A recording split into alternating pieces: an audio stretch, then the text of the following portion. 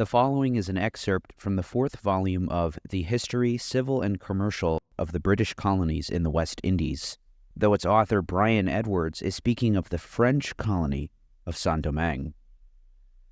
The rebellion first broke out on a plantation called Noe, 9 miles only from the city. 12 or 14 of the ringleaders, about the middle of the night, proceeded to the refinery or sugar house and seized on a young man, the refiner's apprentice. No, this video is not AI, man. It's GDF official. I literally fucking promote him all the time. How do people not know this? Dragged him to the front of the dwelling house, and there hewed him into pieces with their cutlasses. His screams brought out the overseer, whom they instantly shot. The rebels now found their way to the apartment of the refiner and massacred him in his bed. These rebels, as Edwards describes them, made their way from there to the house of a Mr. Clement, where both he and his refiner were massacred. Then on to the plantation of a Mr. Flaville, just a few miles away, where they likewise rose and murdered 5 white persons. The approach of daylight served only to discover sights of horror. It was now apparent that the slaves on all the estates in the plain acted in concert, and a general massacre of the whites took place in every quarter. After some time, though, according to Edwards' account, the ruffians exchanged the sword for the torch. The buildings and cane fields were everywhere set on fire, and the conflagrations, which were visible from the town in 1,000 different quarters, furnished a prospect more shocking and reflections more dismal than fancy can paint or the powers of man describe. The night of August 22nd of the year 1791 was one of incredible violence. It was the night that a revolt of slaves of the French colony of Saint-Domingue began in earnest and quickly gained great ferocity. The principal difference with this particular slave revolt was that it can boast being the only successful one in history. It ultimately created the first nation to banish slavery, and further, the first black nation, the nation of what is now called Haiti. Like any responsible student of history, it is critical in understanding the actions of August of 1791 to examine the context that preceded it. It would hardly be fair to begin the story merely with what occurred in August of 1791, now wouldn't it? Indeed, the events which preceded August of 1791 provide important insight into the motivations of the rebels, a fact that is obvious to all of us now, given the hundreds of years, the degrees of separation that allow for clarity, and not judgments based on emotion and political biases. No. I wonder why he's drawing a parallel here. Given what preceded August of 1791, it is self-evident that the slaves of Saint-Domingue had very real grievances, and that their cause was not only just, but moral. The story, in the way that I'd like to tell it, begins in 1493. This was the year of Christopher Columbus's second lib saying this is a Nazi channel? No, definitely not. Voyage to the Americas, in which he revisited the island that would be called Hispaniola. Before long, the indigenous Taino people would be virtually wiped out, according to genocide scholar David Stannard. Just 21 years after Columbus's first landing in the Caribbean, the vastly populated island that the explorer had renamed Hispaniola was effectively desolate. A consequence of not only disease, according to Stannard, but also murderous exhibitions by Spanish troops beginning in March of 1495. Besides disease and slaughter, another crucial import was introduced by Columbus, one that would cement the legacy of Hispaniola for generations to come: sugar. It was this maneuver which helped make Saint-Domingue, modern-day Haiti, a nation comprising the western third of the island of Hispaniola, into the single main destination of the Atlantic slave trade by the late 1780s. Saint-Domingue was what the French would name their colony, which they settled in the early 17th century, taking their name from the island's capital, Santo Domingo. Saint-Domingue's wealth was staggering. No bigger than the U.S. state of Vermont, it was a powerhouse of the Atlantic economy. Did you know that so many people were killed as a result of the colonization of the Americas that global temperatures actually fell? I did not know that. Holy fuck. Really? Damn. Whose exports exceeded those of the United States and were worth more than those of Brazil and Mexico combined. The island produced more sugar and more coffee than anywhere else in the world, and with this immense amount of trade, the tax revenue from this small piece of land alone funded the entire French Navy. Saint-Domingue was a fast-living colony where white Frenchmen sought to get rich quick, working up the slave economy's hierarchy of overseers, plantation attorneys, and ultimately owners, who could comfortably live in absentia in France while their administrators handled the day-to-day. Indeed, Saint-Domingue was home to about 30,000 white colonists, and, as men outnumbered women 3-to-1 among white colonists, interracial unions ranging from the ephemeral and sordid to the occasional marriage gave rise to a large population of mixed racial descent. Their descendants were free, and along with their ex-slave counterparts, free people of color made up another tranche of about 30,000 of the population, roughly equivalent to the white colonists. As for slaves, their population was enormous. When he says free people of color, he means the Polish. I'm just kidding. Okay, sorry. Slave traders shipped more than 200,000 Africans to Saint-Domingue in the 1780s alone. On the eve of the Revolution, there were about as many slaves in Saint-Domingue than in the entire American South, nearly 500,000 in all, making up 90% of the population. Control was maintained, as was the entire system of slavery, through violence. Punishments were cruel. r/Poland's going to get mad again? Why? This is like an objective W for the Polish history. If they get mad at this, they're just, oh, fuck, they are very stupid over there at r/Poland. Shit. They won't understand that I'm saying like they played a role in the on the right side of history here. And went unpunished. Slaves, after all, were property by law. Exhibitionist whippings were as much intended to terrorize other slaves as they were to torture their victims. French historian Pierre de Vassières gave gut-wrenching detail of slave reprisals in his history of Saint-Domingue. Pepper, salt, lemon, ashes, quicklime would be poured into open whip wounds. Or perhaps gunpowder would be placed inside their rectum, which was lit with a wick. There are, I assure you, many other atrocities to speak of, far, far worse than what I've just described. Even absent these indignities, slaves had been ferried from their homeland under the deck of a slave ship in the most horrid conditions imaginable. This was their introduction to life in Saint-Domingue. Upon arrival, they were branded as though they were livestock, and each time they were sold thereafter, they were branded again and again. They worked sun up to sundown, 6 days a week, or if they were on the sugar plantations, into the night as well. I think this is important to understand so that the rest of the video, which is going to talk about the the slaughter, because it basically gives you the moral basis of what the brutality looked like and why the brutality looked the way that it did. It's just offering you context and a moral justification for it. Digging canals, tilling, planting, harvesting. A Swiss traveler named Giraud Chantrant spent a year in northern Saint-Domingue in the early 1780s. He provides valuable insight into slave life free from French colonial bias. On a large, well-managed sugar plantation, the work never stops. Either the ripened canes need to be cut, or a field needs replanting after being harvested. Tired by the heat and the weight of their pickaxes, and by a heavy soil baked hard enough to break their tools. For those of you who don't know, this played a ginormous role in the collectivization efforts of the Western world. This plays a fundamental role in why the Western world became so bountiful. Okay? It continues under different names to this day, but like this established the basis for it. Okay? They made great efforts to overcome every obstacle. A gloomy silence reigned among them. Pain was visible on every face, but the hour of rest never came. The manager watched the working without pity, and several slave drivers armed with long whips mixed in. You're not going to try and say this is something we can compare to a current event happening? Wait, what? I already did. Among the workers, dealt out harsh blows. Men and women, young and old, without distinction. This European gentleman himself couldn't help but express his disgust at the condition of the slaves.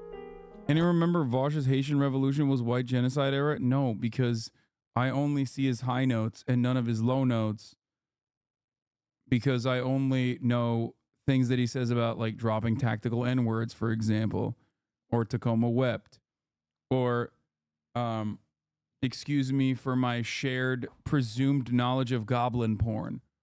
Those are the fun stuff and not like the really, really bad shit. Could a European fresh from the charming countryside of Switzerland gaze on that of Saint-Domingue without getting angry? At the debasement of the men used here, their suffering and extreme poverty? At the enormous chains they have to drag around if they commit a small fault, as if their daily work is not already exhausting enough?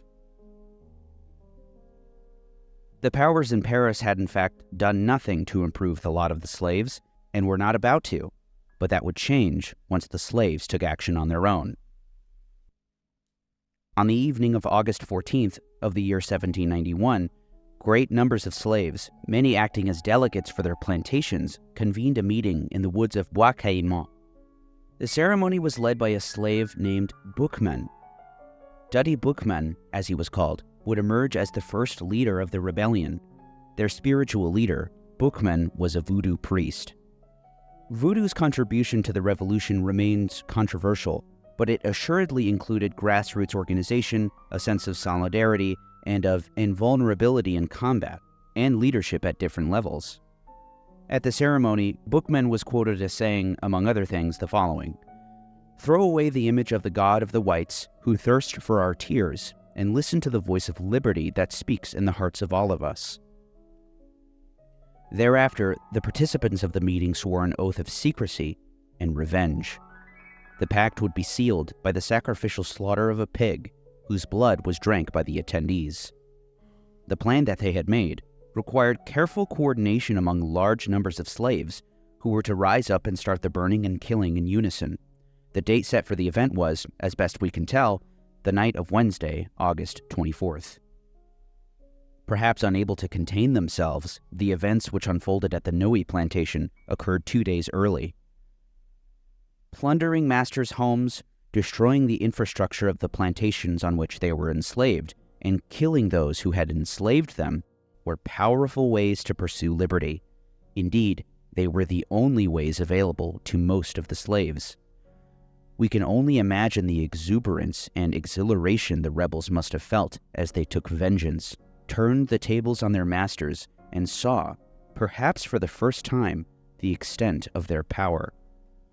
So one thing to always remember is that the colonizing entity, right, the oppressive entity, whether it's chattel slavery or let's say a settler colonial ethno-nationalist apartheid state, right?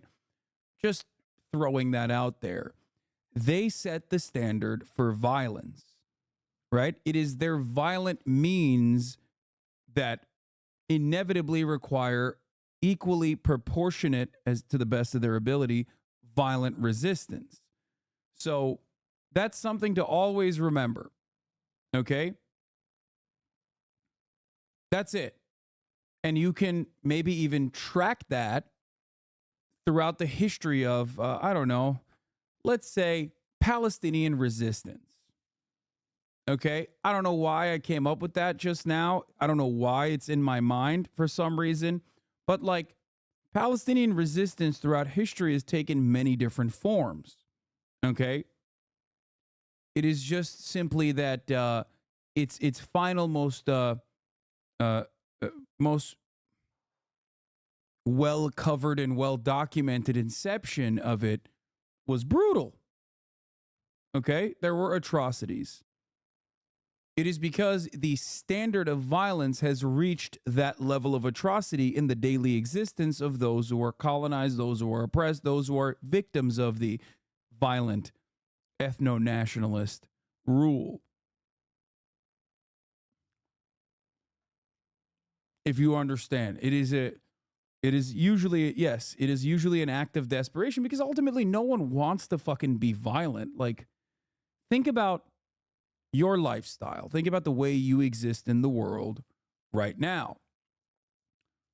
You have a very comfortable life, right? If you're on Twitch, you most likely have a very comfortable life in comparison to what we are talking about here. Like obviously a enslaved person in Haiti, definitely in comparison to that, you have a very comfortable life. So violence is completely removed from the equation for you in the way that you resist to oppressive constructs. That's why you do like civil disobedience every now and then. You know, you shut off a speaking engagement. You protest the Oscars, things of that nature. Now, if the standard of violence in your everyday existence was up to, I don't know, let's say Gaza, right? Where your housing is being pummeled into oblivion by American rockets, by American missiles on a daily fucking basis. Half of your family is dead.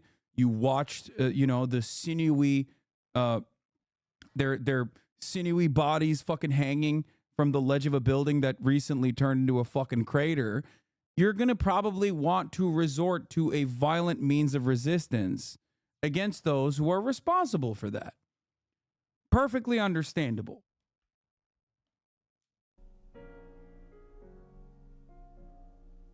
Of course, it was only a matter of time before a counteroffensive was launched, a fact undoubtedly known to all of the rebels.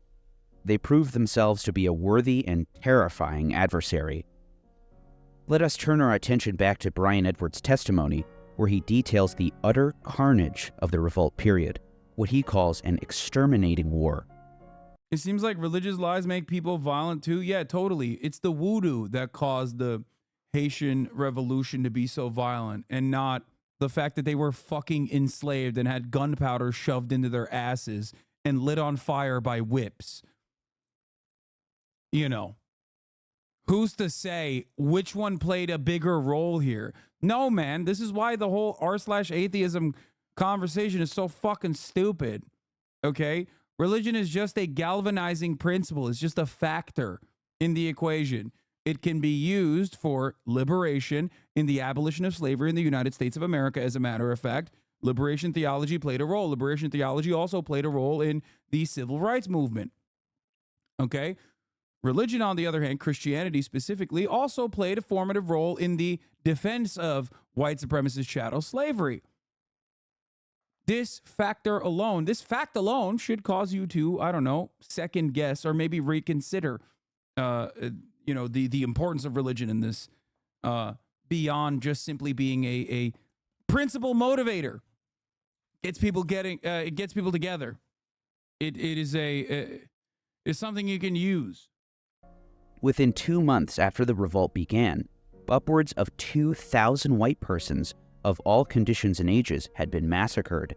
180 sugar plantations and about 900 coffee, cotton, and indigo settlements had been destroyed, the buildings therein being consumed by fire.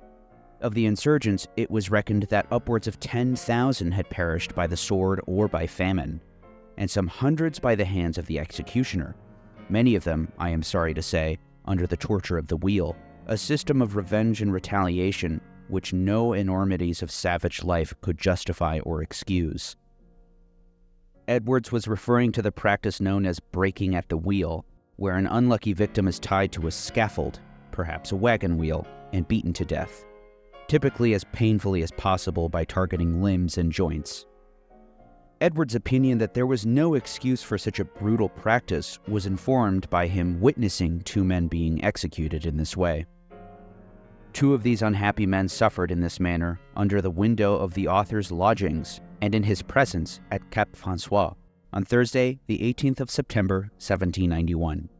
They were broken on 2 pieces of timber placed crosswise.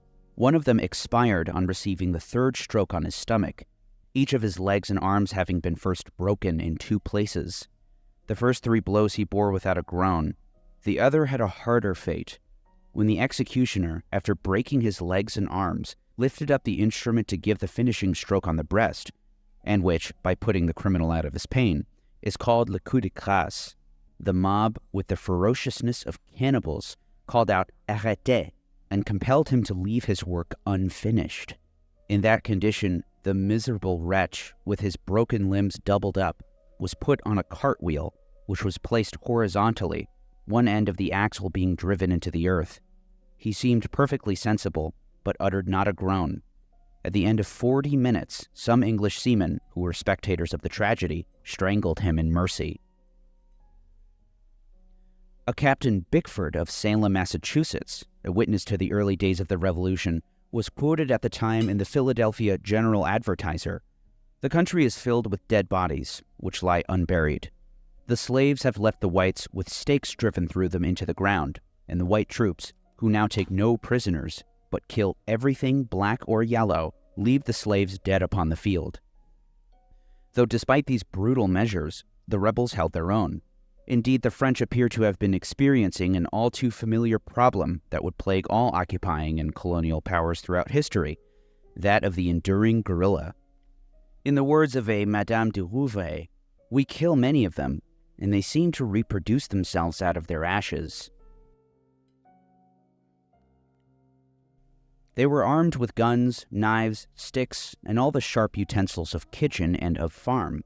Some were nude, some in tatters, and some grotesquely decked in the rich apparel taken from our wardrobes. They had, as artillery, 15 cannon taken from our villages. Over time, the rebel slaves came to acquire more arms, until they became well armed with muskets and swords. They organized themselves into regular bodies. They made liberal use of hit-and-run, ambush attacks, and psychological warfare. This has been attributed to a crucial fact about the rebel slaves. On the eve of the Revolution, of the 500,000 slaves in Saint-Domingue, 2/3 of them were not only black, they were born in Africa. These were enslaved prisoners of war, and by 1791, only a minority of French troops had ever actually seen combat before. The Africans, diverse in their backgrounds, speaking up to a dozen languages in a single plantation, were a lot alike in this regard. The French as well, up to that point, certainly were not trained in guerrilla warfare and were not privy to many of its central tenets. European armies were only just beginning to learn backwoods practices like firing from behind cover or in a prone position, and scattering instead of standing upright when being shot at. With ambushes, psychological warfare, and hit-and-run tactics, the insurgents compensated for their lack of firearms. They never fought out in the open or bunched together. 1,000 blacks would never confront 100 whites in open country, but they would advance making a terrible noise at first, though after having got quite close to their enemy, but still out of range, they would fall completely silent.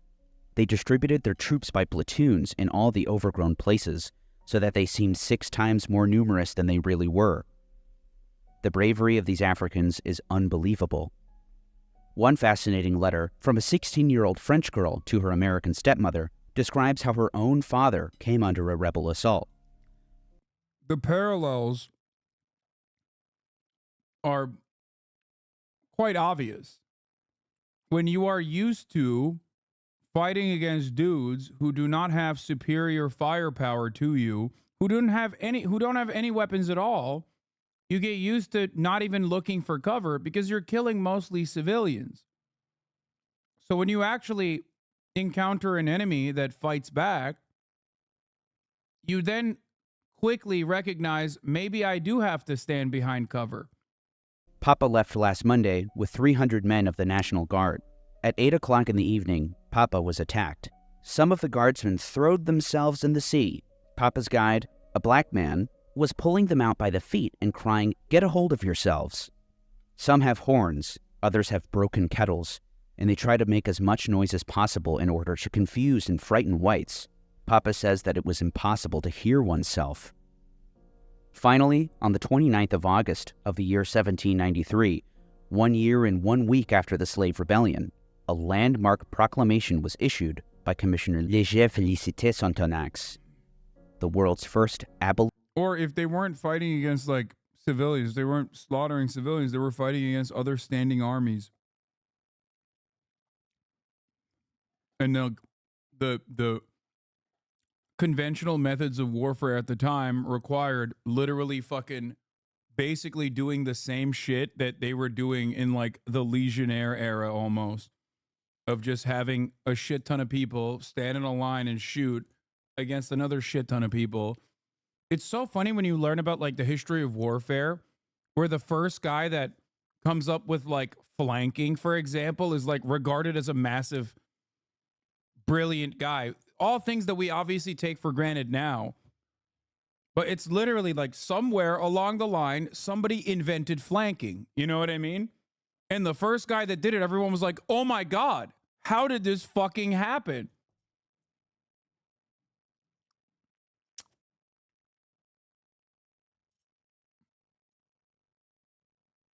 Abolition of slavery, and the only one in response to Hannibal did that, was nuking the Romans, is crazy. Slave rebellion, a landmark in the history of the Americas.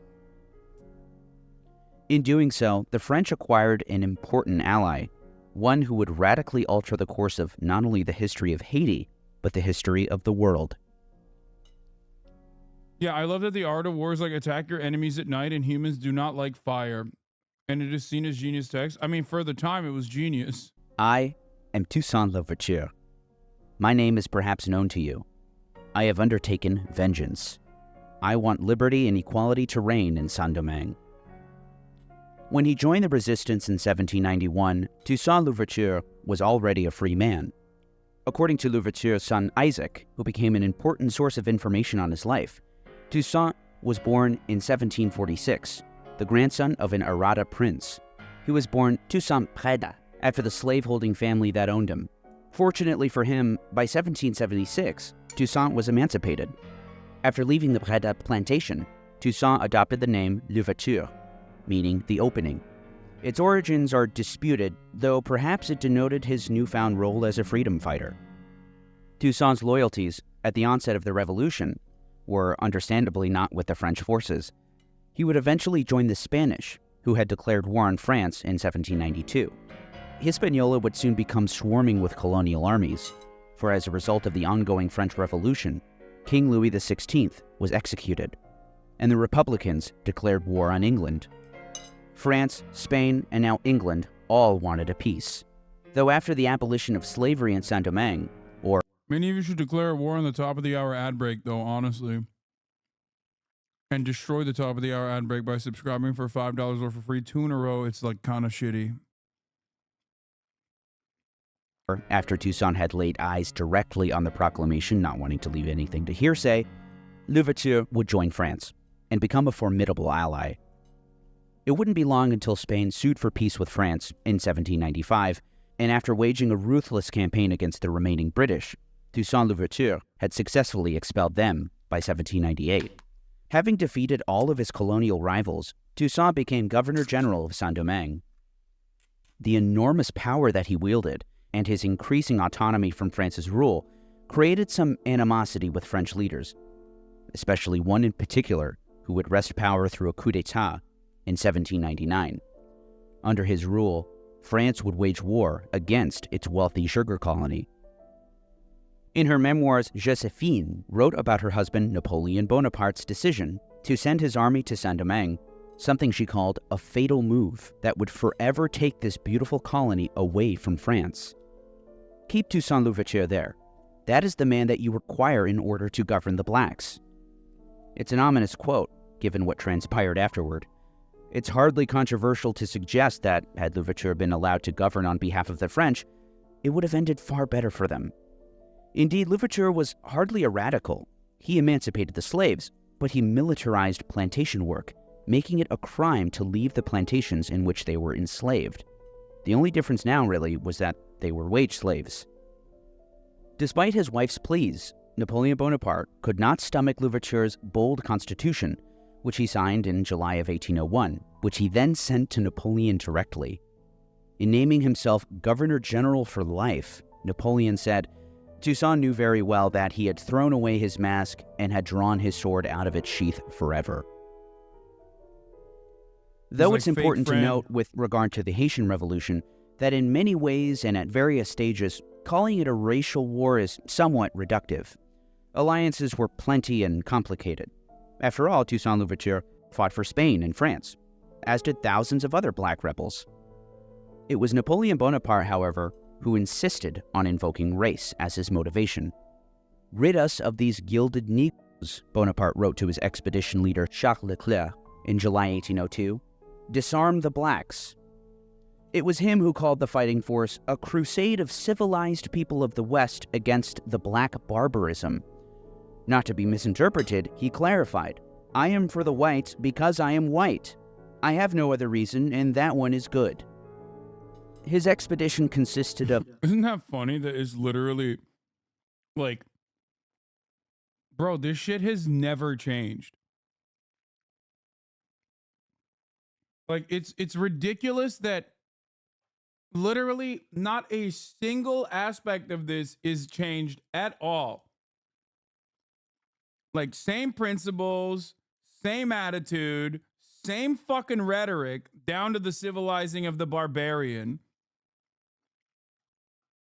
And I'm sure there were libtards at the time who were like, you know, maybe we should leave the black people alone.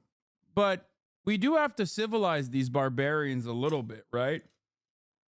What about the white people? We have to defend the white people.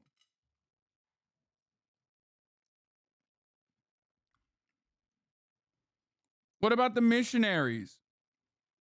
Oh, they're just mad because we were taming them with our beautiful ways of existence in Christianity. It's like, that's what it really is about. They just don't like Christianity and the civilizing aspect of it, seemingly. Wow, they just want to do racial supremacy in the other direction. It's really fucked up when everyone can see racial supremacy work in only one direction. Of some 50 ships, half of France's large naval vessels. Aboard them were 22,000 soldiers and 20,000 sailors. The total numbers sent to Saint-Domingue would balloon to upwards of 80,000 men. Toussaint Louverture, upon seeing the French Armada, rallied his own troops, perhaps as many as 30,000 by early 1802, aside from the local militias numbering in the thousands as well. After being fired on by black rebels in northern Saint-Domingue, near Le Cap, General Donatien Marie-Joseph de Rochambeau captured the garrison. Rochambeau had lost 60 men and made sure to exact revenge to make an example of the black troops and proceeded to massacre hundreds of them. Rochambeau was only debuting the French strategy, yet another war of extermination. However, the French yet again found themselves ill-prepared for the war waged against them by the Africans. The enemy held nowhere and yet never ceased to be the masters of the country. The French had made devastating progress in a short period of time. After capturing Le Cap, they wrested the northern peninsula from Louverture's forces, though they would take to the mountains and the wilderness, burning and sabotaging as they withdrew. Tear up the roads, throw corpses and horses into all the fountains, burn and annihilate everything, so that those who have come to return us to slavery will always find in front of them the image of the hell they deserve. Though Louverture was a shrewd military planner, he was perhaps eclipsed in harshness by his mysterious underling. In the port town of Saint-Marc, Jean-Jacques Dessalines led his troops by example, setting fire to his own recently completed mansion. Barrels of gunpowder and alcohol were placed throughout the town to aid a rapid flame.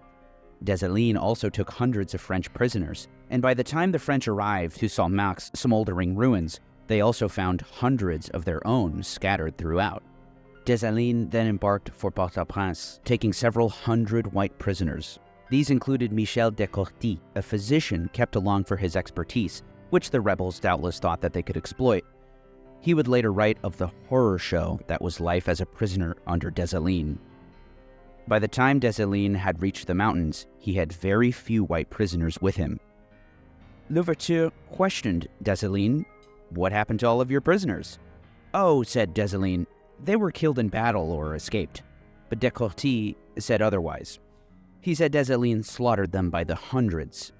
This was corroborated by General Pamphile Lacroix, who said he had found 800 corpses in Verret while pursuing Dessalines' retreating troops. This wasn't the only pile of bodies that he'd find. Seeking to spare his troops from the stench of one group of bodies piled up near their camp, and lacking shovels to build a mass grave, he burned them. Instead of removing the odor, this move filled the air with an even more acrid smell, one he was never able to remove from his clothes. Jesus fucking Christ. As surprising as it may sound given the said gruesome details, mass killing was the least of the French army's worries. A more insidious problem plagued them: disease. The yellow fever appeared suddenly, causing sharp pains in the eye sockets, feet, loins, and stomach. A thick, whitish-yellow fluid covered the parched tongue, then the teeth, and soon changed into a black encrustation. The pulse became elevated, the regurgitations yellow from bile, the feces and urine red. He was already a corpse, putrid and horrible from the blood's decomposition. Deaths from disease apparently reached a massive 120 per day, owing to a miscalculation by Bonaparte. Thinking that the expedition would be a quick victory, he deployed them at the beginning of 1802. But the war grinded on. The looming summer months were steadily approaching, until the noxious epidemics ruptured from the earth. Still a prisoner of Dessalines, Descourtis recorded what are some of the only words of his that still survive to this day. "The whites from France cannot hold out against us here in Saint-Domingue. They will fight well at first, but soon they will fall sick and die like flies." Toussaint Louverture's fortunes would change in a most unexpected way. One of his most trusted allies, Henri Christophe, commander of the Northern Plain, surrendered to Leclerc. It wouldn't be long until Louverture did the same. Finding his position severely compromised, it was a massive betrayal. Louverture signed an agreement at Le Cap, where he would surrender in return for keeping his military rank and returning to his plantation at Annery. Leclerc had pardoned Toussaint, and the latter had pledged his loyalty to France.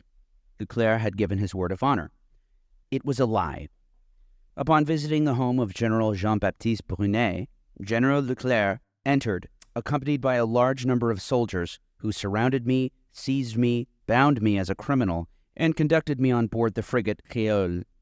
As he boarded the ship that would bring him to his exile, he exclaimed, "In overthrowing me, you have cut down, in Saint-Domingue, only the trunk of the tree of the liberty of the blacks. It will grow from the roots, because they are deep and numerous." Louverture withered away and finally died a year later in a freezing dungeon in France on April 7th, 1803. This would prove to be yet another miscalculation on the part of Napoleon, who had sealed the fate of the French. For Toussaint Louverture was merely replaced by his brutal partner, Jean-Jacques Dessalines. I don't get it. Unbeknownst to Leclerc, up to that. Certainly there will be no Hamas too. These are solutions that require, these are problems that require military solutions. Surely the people do not have an unending yearning for freedom, as it is the natural predisposition of man to want to be rid of all of the chains that bind them. No. Certainly. Notice how originally simply substituting from chattel slavery to wage slavery was like most likely a comfortable middle ground of progress for many. And yet one side chose to keep pushing and pushing and pushing.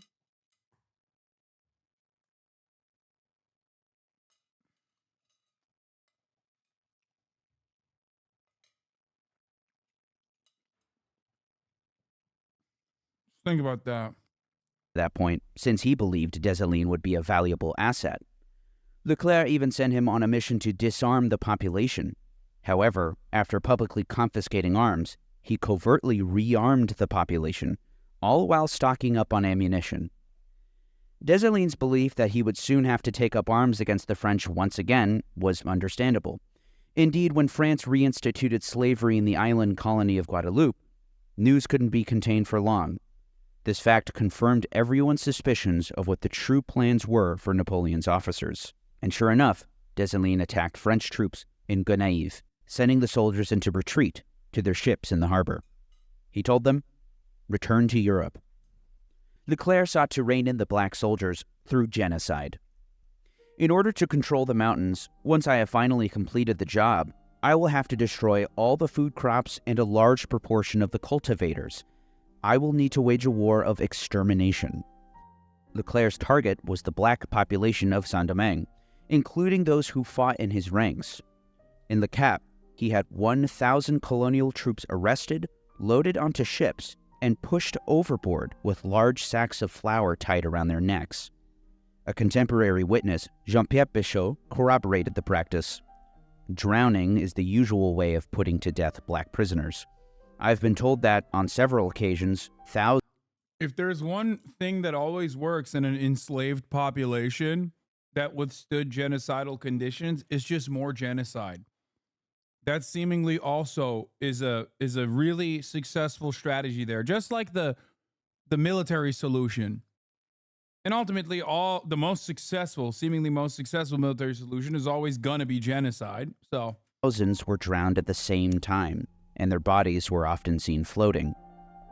Like many unsuccessful campaigns against insurgencies, the rebels had cleverly utilized their many advantages: their fighting edge, their mastery of the wilderness and mountains, disease, sabotage, scorched earth, all to bleed the occupiers. This strategy worked. "Half of the officers in this army are dead," wrote Leclerc in summer 1802. "Men passed through and disappeared like shadows," recalled Lacroix. Armed with muskets, the rebels also scored casualties using tactics from the old slave rebellion days. That's why I laugh whenever motherfuckers in the Western world try to portray themselves as like civilized, because this is no act of a civilized people. The act of enslaving an entire continent full of humans is already uncivilized as fuck. They laid traps. Pits dug into the ground were covered with branches, leaves. On the bottom lay boards studded with nails. Rocks or tree limbs might be placed in front of them, prompting soldiers to jump over them, landing hard into the bed of nails. By 1803, Dessalines had effectively consolidated his power over most of the rebels in the colony. Under his command, he'd unify hundreds of local leaders, an astonishing feat, and with their help, they continued to bleed the French, and drove them out of most of the colony. Their coup d'éclat finally came in May, when peace between Britain and France fell through. No reinforcement would be coming for them now. A song from the period was passed down generation after generation, recording the march toward victory of Dessalines' troops. "Dessalines is leaving the north. Come see what he is bringing. He is bringing cannons to chase away the whites." In November, Dessalines directed a final attack on French positions outside Le Cap. On the 18th of the month, I finally realized Hasan is basically the Tucker Carlson of the left. Shit would be so funny if it wasn't so sad. I mean, I want to thank you for saying that. Tucker Carlson is an incredibly successful propagandist for the white nationalist cause. If you mean that I'm an incredibly successful propagandist for socialism and the cause of educating Americans on socialism, and do a pretty good job of like explaining socialism, anti-imperialism, and the like through the framework that is easily digestible by liberals by utilizing mostly liberal language, then yeah, I'll take it. But I don't think you're saying that. I don't know if that's what you're trying to mean here.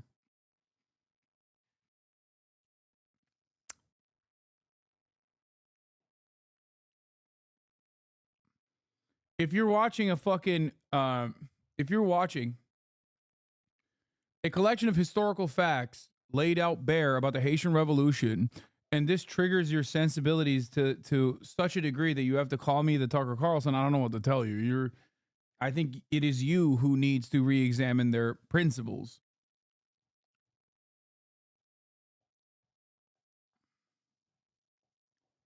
month, Dessalines sat on a stone, holding his snuff box, and watched as his troops took the final, crucial hill, conquering a country, a nation for his entire race. Rochambeau at long last acquiesced and accepted defeat.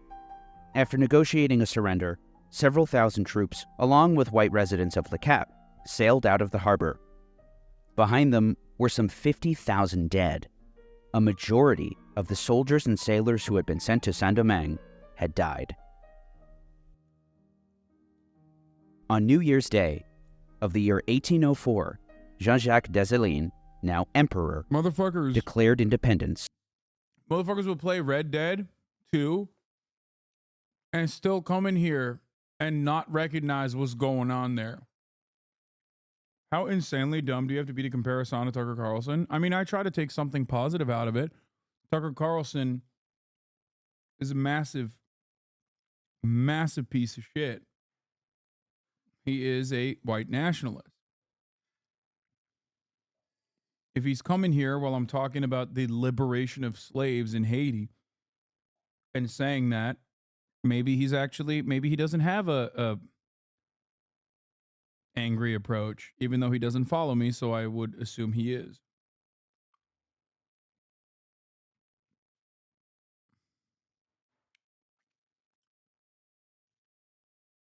For the new nation of Haiti, thought to be the old Arawak name for the island. Among the declaration's words were the following ominous statements. Citizens, it is not enough to have expelled the barbarians who have bloodied our land for 2 centuries. It is not enough to have restrained those ever-evolving factions that one after another mocked the specter of liberty that France dangled before you. We must, with one last act of national authority, forever assure the empire of liberty in the country of our birth. We must take any hope of re-enslaving us away from the inhuman government that for so long kept us in the most humiliating torpor. In the end, we must live independent or die. When will we tire of breathing the air that they breathe? What do we have in common with this nation of executioners? The difference between its cruelty and our patient moderation, its color and ours, the great seas that separate us, our avenging climate, all tell us plainly that they are not our brothers, that they never will be, and that if they find refuge among us, they will plot again to trouble and divide us. These tigers, still dripping with their blood, whose terrible presence indicts your lack of feeling and your guilty slowness in avenging them, what are you waiting for before appeasing their spirits? What followed this proclamation is somewhat disputed. He ordered a series of massacres of white inhabitants. Bro said, kill the Yakubian devils, dude. He said, if you're a child of Yakub, it is time to leave. Although precisely how many perished is difficult to establish. Between February and May 1804, several thousand of the remaining French were systematically massacred in 2 waves, men first, women and children afterwards. It was then that the complete massacre took place. The population, stirred to fear at the nearness of the counter-revolution, killed all with every possible brutality. After the first slaughter, Dessalines issued a proclamation promising pardon to all who were in hiding. They came out and were immediately killed. Uh-oh. On April 28th, Dessalines himself... Bro, how do you hide as a white person in Haiti post-revolution? Like, that part I don't even understand. It's like, the fuck were you thinking at that point? You know what I mean? Oh, they won't know. Like, what, you're doing a dude... is it blackface, actually? Himself had issued a proclamation, which seemed to indicate that something significant had indeed occurred. Finally, the hour of vengeance has struck, and the implacable enemies of the rights of man have received the punishment their crimes deserved. Yes, we have rendered unto those true cannibals, war for war, crimes for crime, outrage for outrage. Yes, I have saved my country. I have avenged America.